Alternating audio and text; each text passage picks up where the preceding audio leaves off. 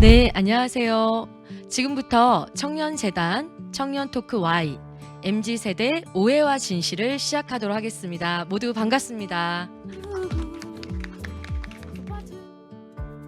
우리 청년에게 마이크를 건네고자 하는 이런 재단의 여러 시도와 고민들이 꼭 청년들에게 잘 가닿았으면 좋겠습니다. 네, 첫 번째 순서입니다. 우리 청년재단에는 지난 4월 1일자로 새로운 이사진이 출범을 하였고, 그때 또 이사장님도 새로 좀 선출이 되셨는데요.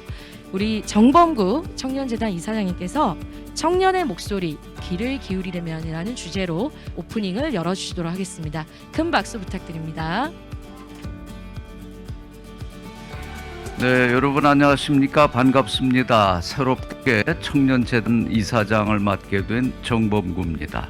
저희 청년재단이 청년들에게 비빌 언덕이 되어주자, 청년들에게 마이크를 쥐어주고 현실의 이야기를 가감없이 들어보자 해서 이런 자리를 만들게 됐습니다. 평소에 그런 생각을 많이 했어요. 우리가 전라도 사람은 이렇다, 경상도 사람은 이렇다, 그렇게 말하지 않죠. 또 남자는 이래, 여자란 이래, 이렇게 이야기하면 편견이라고 생각을 합니다. 그런데 청년은 이렇다라는 말은 아무렇게나 해도 되는 걸로 생각을 하는 사람이 정말 많아요. 그 이유가 뭘까? 제가 고민을 해봤을 때, 아니야, 당신이 잘못 알고 있어, 이런 어떤 저항이 없을 때, 그럴 때 사람들이 함부로 말해도 되는구나, 이렇게 생각을 한다고 저는 생각을 합니다. 그래서 이 지금 청년들이 처해 있는 그런 구체적인 현실, 바라는 것들, 또 불만을 갖고 있는 것들, 이런 것들에 대해서 우리가 풍부하게 다양한 이야기들을 만들어가는 것이 이 어떤 현실의 문제를 잘 이해하고 대응하는 데 중요하지 않은가 그런 생각을 하고 있습니다. 최근에 이제 보궐선거 이후로 이대남이나 이대녀와 같은 이제 청년에 대한 어떤 호명이 많이 이제 반복되고 있는데요. 저는 이 문제에 대해서 굉장히 큰 이제 좀 불만을 가지고 있는 상태입니다. 왜냐하면은 여기에는 저는 크게 두 가지 정도의 문제가 있다고 생각하는데요. 첫 번째로 이제 청년 담론에 청년이 존재하지 않다는 점입니다. 즉 언론이나 미디어에서 청년이 어떤 말을 할 수 있는 주체가 아니라 훈계와 분석의 대상으로서만 이제 격화되어 있고, 청년의 목소리가 거의 배제되어 있다는 점을 문제라고 좀 생각했습니다. 그리고 둘째로 청년의 다양성과 내부의 이제 불평등이 무시되고 어떤 단일한 집단으로 뭉뚱그려져서 표현되고 있다는 점을 또 문제라고 생각하는데요. 요즘 젊은 남녀 사이가 그렇게 안 좋다고 하네요. 서로 기득권이란 단어로 캐치볼을 하고 있어요. 한쪽에서 너네 군대 안 가잖아! 라고 던지면 니들 경력단전이랑 유리천장 안 겪어봤지 라면서 돌려주고, 위험한 일 남자가 다 해, 산재 사망 보면 다 남자거든? 이러면 또 야, 애초에 그런 직장에 여자 끼워준 적은 있냐? 이러면서 티격태격합니다. 더 의문이었던 게요, 갈등은 그리 깊은데 정작 터지는 문제들 보면 뭐 이렇게 심각해 보이지가 않지? 예컨대 이번에 GS 포스터 사건이요, 뭐 사람마다 불쾌할 수는 있겠죠. 근데 그게 대체 실생활에 무슨 영향을 주는 거예요? 손가락 모양 지적하고 GS 물건 안 사고 옛날 옛적에 폐쇄된 메갈리어 찾으면 우리 삶이 나아지나요? 취업, 주거, 장래 문제가 해결되냔 말이에요. 지금 페미니즘이고 안티페미니즘 같은 실체 없는 것들 논할 때가 아닌 것 같아요. 한가하게 일배차자나 메갈차자로 숨바꼭질할 때 산재 사망률을 나아질 기미가 없고 20대 여자 자살률은 폭증하고 있잖아요. 그럼 여기서 한 가지 의문이 들 수가 있어요. 거기 다니는 백수들은 대체 뭘 하나요? 저희 니트 컴퍼니 사원들은 양치하고 영양제 챙겨 먹고 자고 일어나서 매일 이불 개고 매일 그림 그리기 하고 하루에 10쪽씩 책 읽기 같은 그런 사소한 일들부터 매일 만보 걷기 운동이나 취업을 위한 자격증 공부까지 정말 다양한 일들을 하고 있습니다.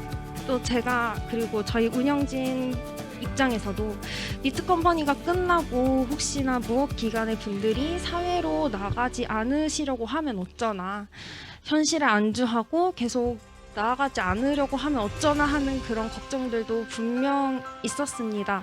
근데 하지만 저희가 겪어보니까 백수들만 다닐 수 있는 이제 니트 컴퍼니를 통해서 느슨한 연대를 이어가며 서로에게 자극을 주고 받기도 하고 격려를 해주기도 하면서 다들 이제 내면의 힘이 길러지는 것들을 느낄 수 있었습니다. 저는 엔잡을 하면서 프리랜서를 위한 어떤 안전망이 사회에 있을까라는 생각을 많이 하게 됐었어요. 제가 1년에서부터 시작해서 지금 현재로는 3년차 프리랜서입니다. 직장은 7년 정도를 다니다가 회사를 퇴사하고 프리랜서를 하게 됐는데요. 회사 같은 경우에는 선배가 있고 상사가 있고 팀장님이 있다. 그 구조 안에서 제가 성장할 수 있는 어떤 레퍼런스를 찾아갈 수 있었지만 프리랜서 같은 경우에는 제가 직접 찾아야 하고 제가 직접 레퍼런스를 만들어야 한다라는 어려움이 있다라고 생각을 합니다. 그래서 첫 번째로는 커뮤니티가 부족하고 이를 통해서 제가 협업할 수 있는 사람들을 만나가는 것이 정말 중요하다라고 생각을 했고요. 두 번째로는 업무 능력을 향상시킬 수 있는 본인만의 직간접적인 노력을 해야 한다. 그래서 저는 좀 이런 업무 능력, 교육을 할 수 있는 좀 지원이나 교육이 필요하지 않을까라는 생각을 했었고요.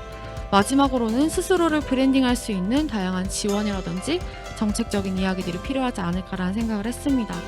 저는 청년 맞춤 지원 사업에 참여자인데 이 참여를 하면서 굉장히 느낀 바가 있어서 이렇게 오게 됐습니다. 보통은 이제 고등학교, 대학교를 졸업하고 나면은 청년들이 성인이라는 책임감을 가지면서 사회에 나오게 돼요. 저 또한 대학교를 졸업하고 다른 친구들이 취업을 하니까 어쩌다 보니 취업을 하게 되었는데요. 그러면서 그때 들었던 생각이 사회에 버려졌다라는 느낌이 있었어요. 청년들도 학교라는 언어 안에서 보호받고 배움이 필요하다고 생각해요.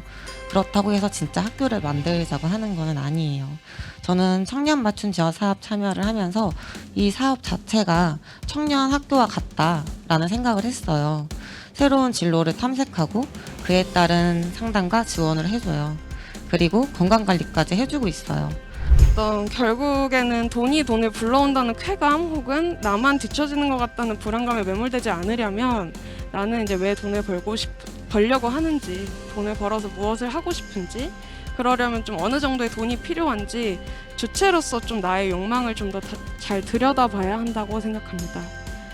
사실 이 작업이 없으면 남들이 뭐 돈을 많이 벌었다는 말에도 쉽게 흔들리고 금융자본주의라는 게임의 규칙이 공정한가라는 논의도 이권 다툼 수준을 넘어서기 어렵다고 생각하거든요.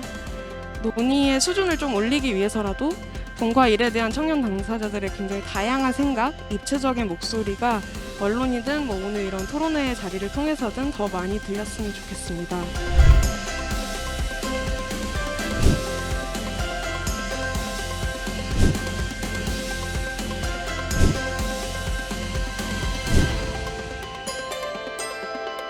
오늘 참석해서 발표와 토론을 해주신 7분 선생님께 다시 한번 깊은 감사를 드리고 이 행사를 준비해준 우리 청년재단 식구들에게도 고마운 인사를 드립니다.